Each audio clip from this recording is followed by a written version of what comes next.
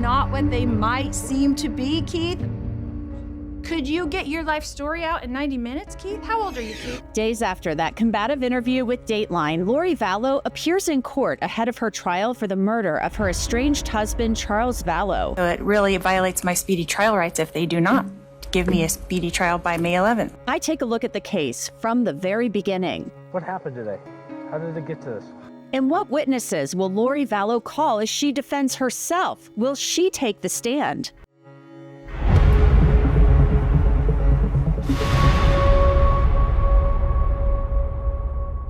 Welcome to Crime Fix. I'm Angenette Levy.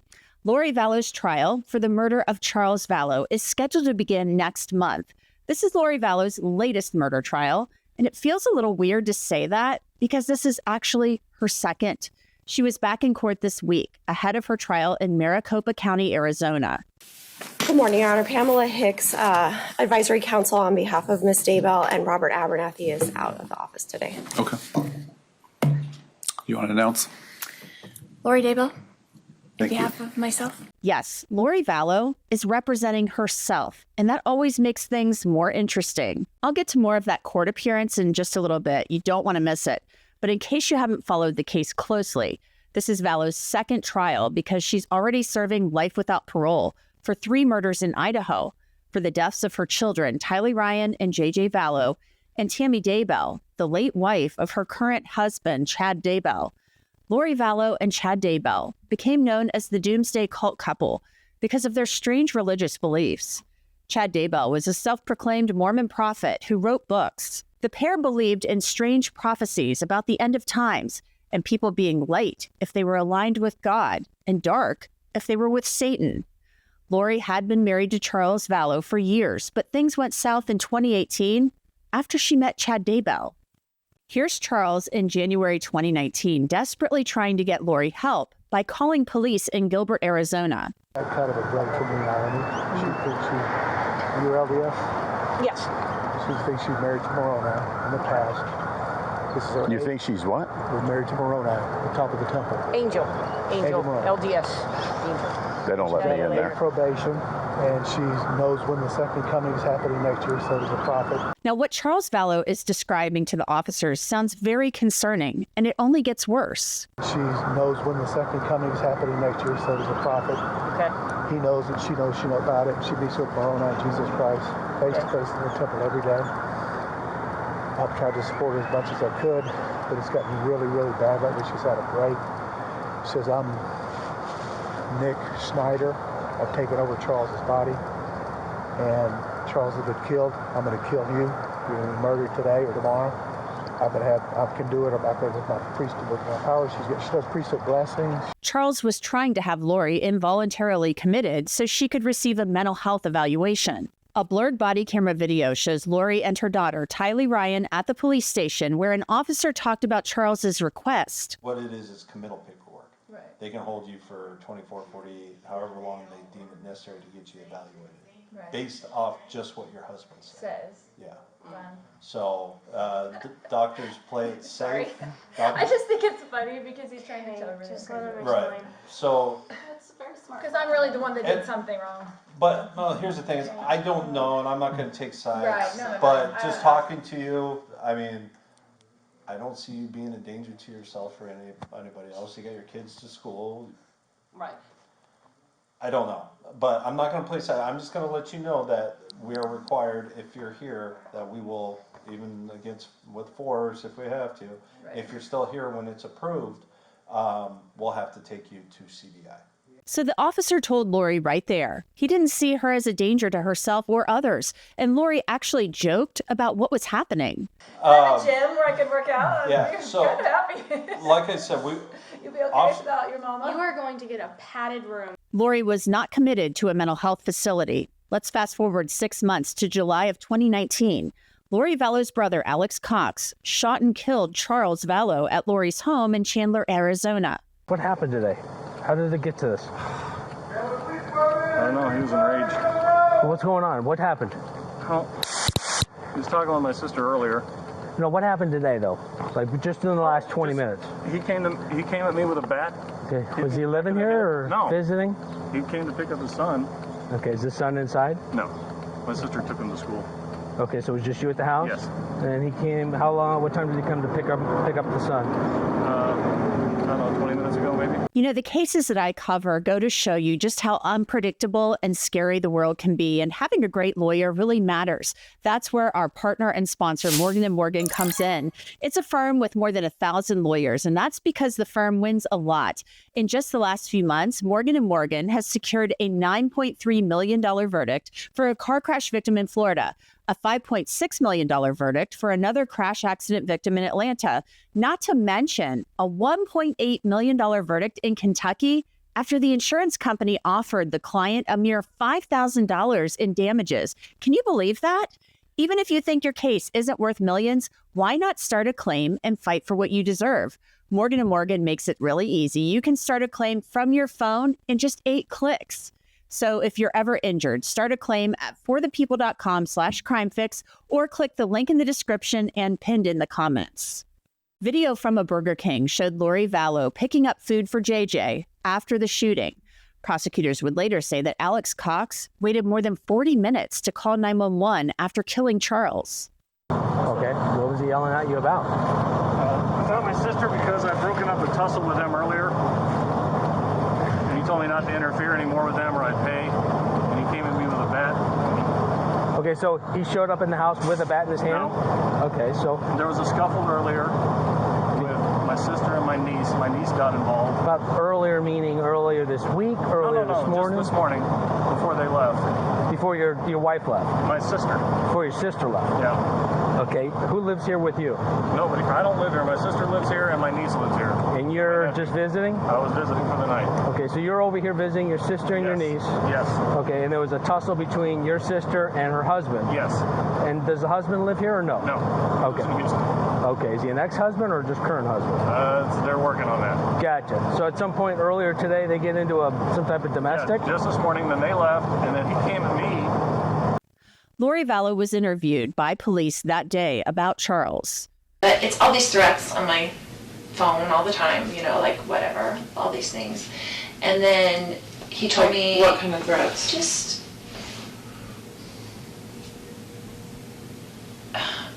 You'd have to read them to see, but he's always mad at me, right? Okay. And he doesn't want a divorce, but I don't like him and don't want to deal with him, so that's just how it is. Like, so we married for 14 years, we've dealt with it for 14 years, of him being horrible to her. Like, he gets in huge fights with her, a lot of things. But anyway, so he said, I'm coming Wednesday night, all of a sudden. I want to see JJ, and I told him, I said, I will never keep JJ from you. You can come see him whenever you want to.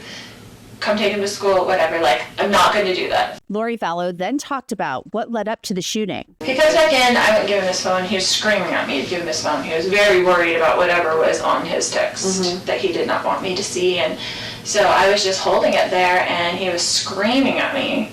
And I was kind of walking around the house with it, so he couldn't get it. He's like reaching for it and stuff like that. And so Tylee came out of her room upset, and she had a bat, and she told him to leave her mother alone, like, right? So she was really whatever, and he's screaming at her, don't you hit me with that bat, blah, blah, blah, blah. And then my brother heard all the commotion because he was in there in bed, and so he came out into the main room, and I guess whatever. What's your brother's name? Alex. Alex, okay. And then he just started, he was screaming and he was super upset and whatever, and he's yelling at Tylee, don't you hit me with that bat, and blah, blah, blah. And so Tylee, I guess, I don't know if she swung at him or what, but he like grabbed the bat from Tylee and then went to like hit Tylee with the bat. It was, and I was right there, they were right there, and my brother grabbed him from behind, like just to stop him from hitting Tylee. You go like this, like he grabbed him like... Yeah, from behind, like just kind of to pull him back. And then they got into the thing, and he's hitting him with the bat, and they're on the ground, like grappling around or whatever. And then, I mean, it was all and he quickly. And he hit your brother with the bat while they were grappling and stuff? Yeah, yes, he was hitting him with the bat, like swinging the bat, you know, back and forth, and they were kind of like on the ground, and I was like freaking out trying to go around, knowing JJ was in the car, right? And so then he got up and he had the bat like this towards me, and I was going around the other side to try to just get out of his range where he couldn't hit me. And then I had told Tylee, because she was on the ground, because after he took the bat from her, she fell back. And so I told her, I was like, go get in the car with JJ. Like, I don't want JJ coming in to the house, and I wanted her out of the way. I wanted the kids out of the way of whatever this fight was going to be. Police also interviewed Tylee Ryan. So you had talked about your stepdad, when you put the bat out, your stepdad was coming towards your mom. Can you describe to me a little bit better kind of what was going on there? Like, is there a reason you put the bat up?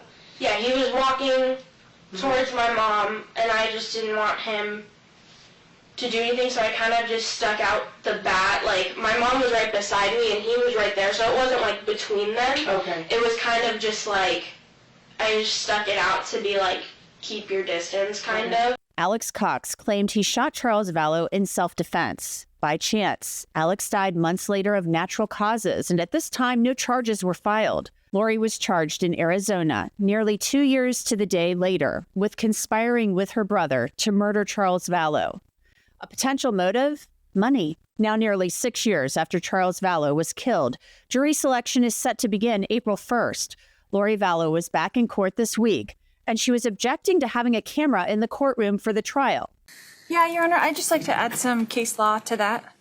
Shepard versus Maxwell, 337 U.S. The United States Supreme Court, Mr. Justice Clark, held that failure of the state judge in murder prosecution to protect defendant from inherently prejudicial publicity, which saturated the community to control disruptive influences in courtroom, deprived the defendant of a fair trial consistent with due process.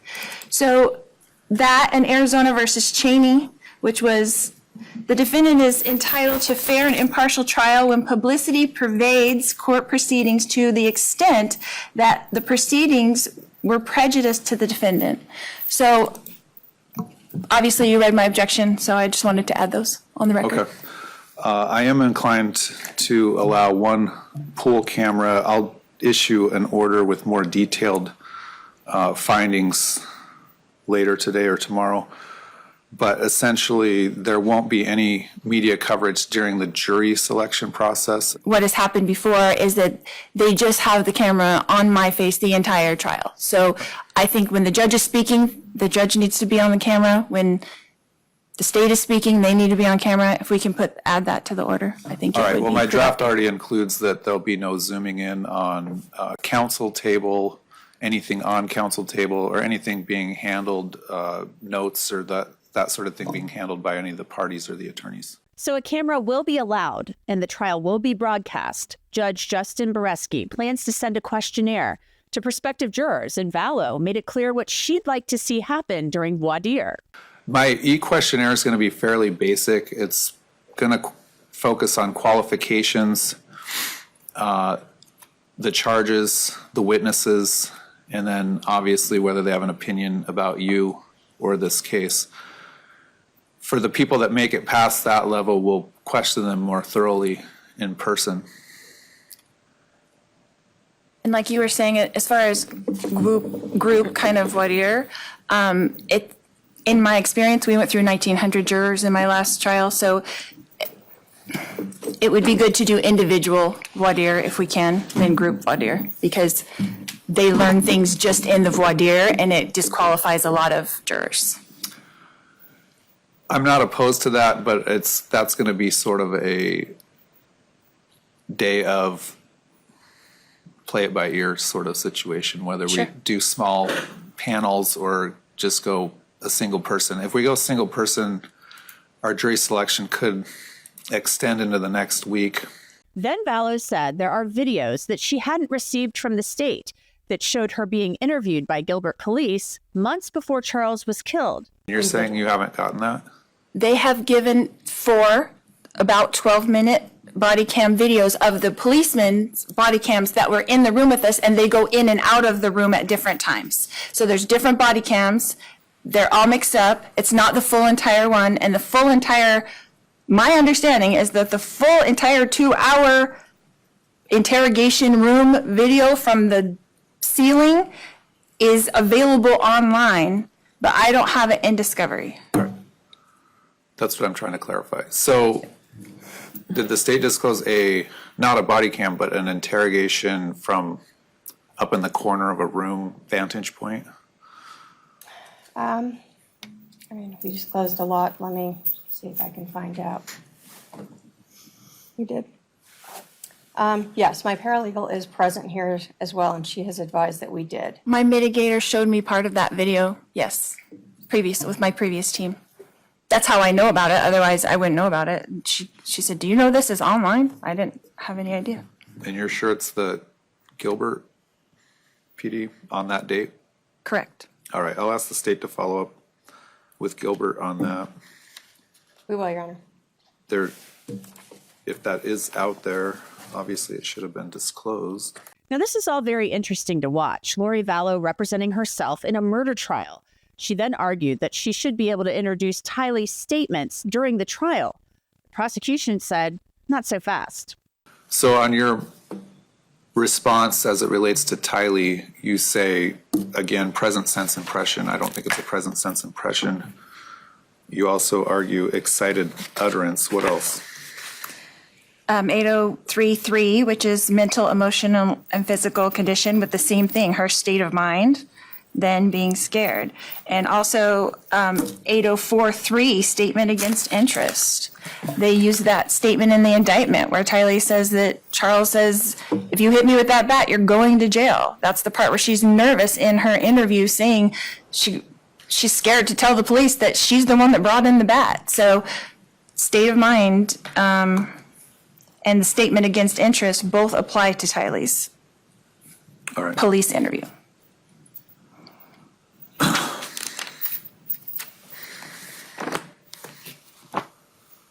All right, anything else? Does the state want to be heard further on that? Your Honor, the only further thing I think that the state will bring in is that obviously the defendant has been found guilty of killing both Tylee, other individuals, but in this case, the defendant cannot benefit from killing a witness and then later try to bring in their statements for their benefit. So in addition to none of her statements being admissible under the rules of evidence, as any of the exceptions that the defendant has done, we also believe that it would be improper for her to be allowed to bring them in under that theory. In other words, there's been a judicial finding that the reason Tylee's unavailable as a witness is because of the defendant's actions. Correct, Your Honor. There has been a jury trial and she has been convicted of that. After Lori Vallow's trial for the murder of Charles, she will have a second trial for the attempted murder of Brandon Boudreaux. Vallow said she wants that trial to begin as soon as possible. The state could combine the trials and do two trials at once, but they don't want to do two trials at once, so it really violates my speedy trial rights if they do not give me a speedy trial by May 11th for both cases.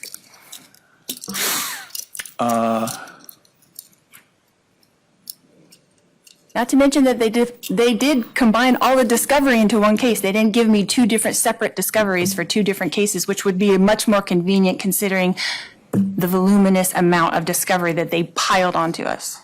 Does the state want to combine both cases? Your Honor, if the court gave us a little time to work it out and the defendant wants to join them, I mean, obviously, I don't know that. with a normal defense attorney, and I don't mean that in any way, normally they would be severed. Severed because you don't want one jury to know about the other. Correct. Two separate charges and have a harmful rub-off effect of the evidence in one case affecting the evidence in another case. Correct, Your Honor. That's why they were filed separately. But if the defendant wants them together, the state would have to request this be pushed back slightly so that we could then get all the witnesses for that trial together, since they were not subpoenaed for this trial. So as you can see, it was a pretty interesting day in court, and I want to bring in somebody who is an expert on this case to talk about all of it. She is Gigi McKelvey, the host of the Pretty Lies and Alibis podcast. So Gigi, I want your thoughts, first of all, on this hearing where Lori Vallow is representing herself. She's making all of these arguments. I thought it was pretty interesting to watch. I mean, she actually was making some interesting arguments. I mean, she's taking this very seriously, and her advisory council actually seems to be enjoying this. Yeah, I mean, we're not at the Daryl Brooks level of crazy yet in self-representation. She is researching the things that she's arguing. It's really clear. But the one thing I do notice is when things seem personal to her, she sort of sheds this professional persona she's wanting to put forth, and you can hear in her voice, the arguments are made with emotion. And that's something I think could be very tricky during trial. For example, when you have Kay Woodcock on the stand, somebody that Lori definitely is not a huge fan of, and vice versa, is she going to be able to maintain that level of composure when there's a lot of emotion involved? So I think these pretrial hearings are definitely a glimpse of what's to come, but also that emotion might be what gets her in the end. And do we have an outburst or a time where emotions take over and she runs wild? I think it's definitely a possibility.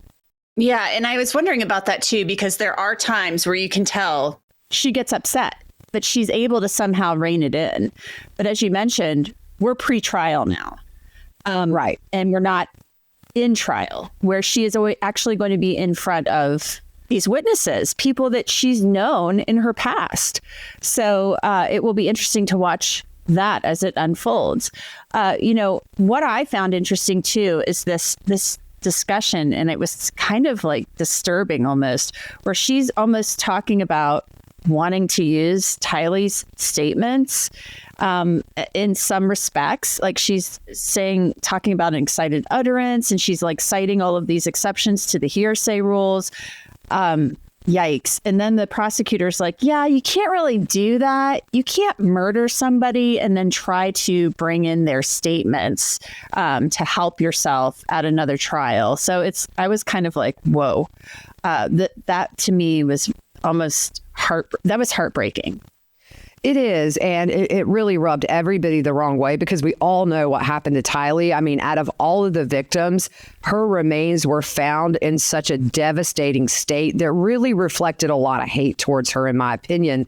And now to try and have her speak from the grave to benefit you, the state made a good argument that you can't kill a witness and then turn around and use their statements to benefit you at trial.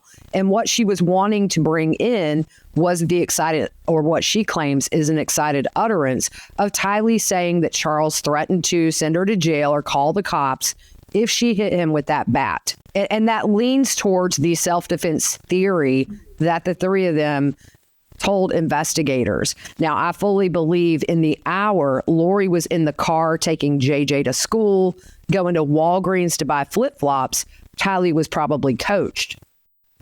If you go back and look at the statements of all three of them that day that Charles was shot and killed, and you put all of their statements side by side, there are some very glaring discrepancies that a lot of us picked up on, but investigators didn't seem to pick up on, which is why I think this went to a self-defense theory up until the kids were missing, and then you have another dead spouse. If Tylee was critical in the interrogation room in that she admitted she brought the bat out, whether or not I believe that, I'm not so sure. But at the end of the day, I think that the state argued it beautifully that she is not here. You were convicted of killing her, and now you can't use her own words to try to get you out of these charges. Yeah, it's just awful, awful.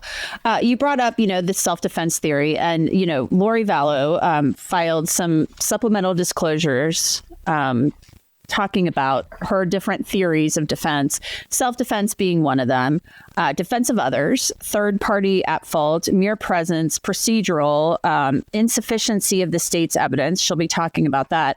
Then she sends a notice about possible witnesses at trial that she will call. And one she lists specifically is the defendant.